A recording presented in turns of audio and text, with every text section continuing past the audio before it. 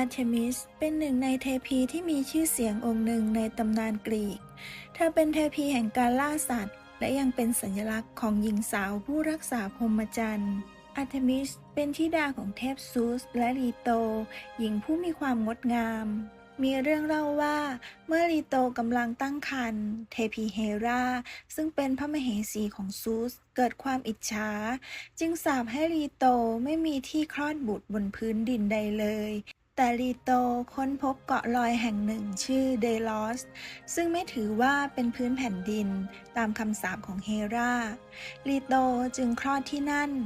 ตำนานกล่าวว่าอาร์เทมิสได้ถือกำเนิดก่อนและทันทีที่เธอเกิดมาเธอช่วยทำคลอดอพอลโลน้องชายฝาแฝดของเธอซึ่งทำให้เธอถูกยกย่องว่าเป็นเทพีแห่งการคลอดบุตรอีกด้วยเมื่ออาร์เทมิสเติบโตขึ้นเธอได้ขอพรจากซูสให้เธอเป็นหญิงพรหมจรรย์ตลอดกาล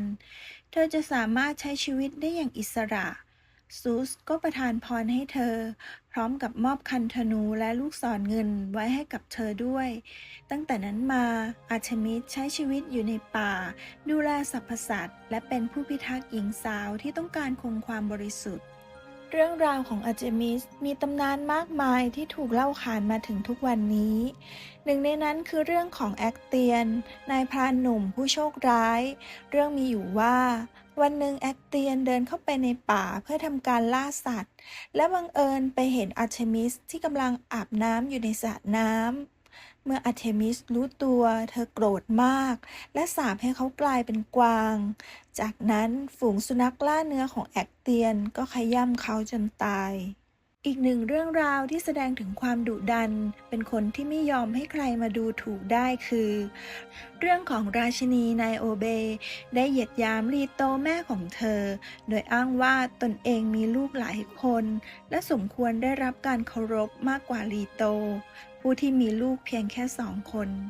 ด้วยความโกรธอาร์เทมิสและอพอลโลจึงลงโทษไนโอเบโดยการสังหารลูกของเธอทั้งหมดไนโอเบเสียใจมากจนได้กลายเป็นหินตั้งแต่นั้น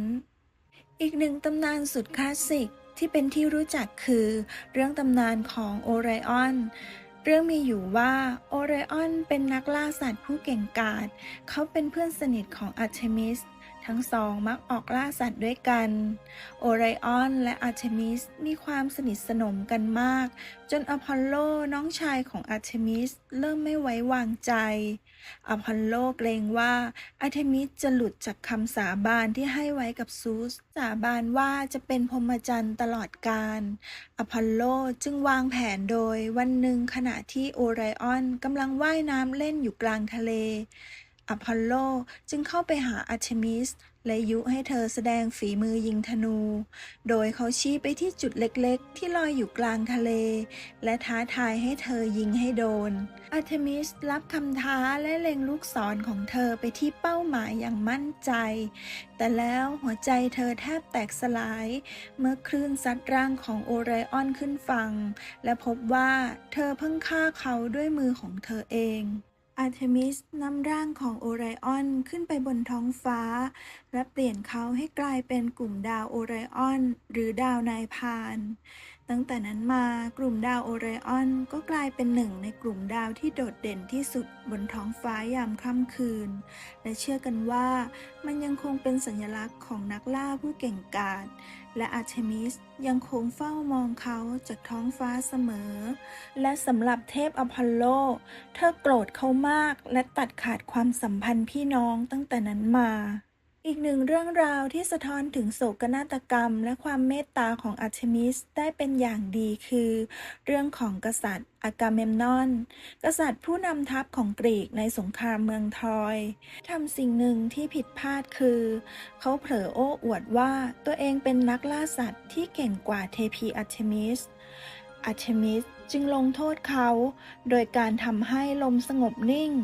กองเรือกรีกไม่สามารถแล่นออกจากอ่าวไอริสได้เขาติดอยู่ที่นั่นเป็นเวลานานไม่สามารถเดินทางไปทำสงครามกับทรอยได้นักบวชทำนายว่า เขาต้องสังเวยลูกสาวของตนเองอิฟิจิเนียแด่เทพีอาร์เทมิสเพื่อเกียรติยศของกองทัพกรีกและชัยชนะในสงครามเขาจำใจต้องทำตามคำพยากรณ์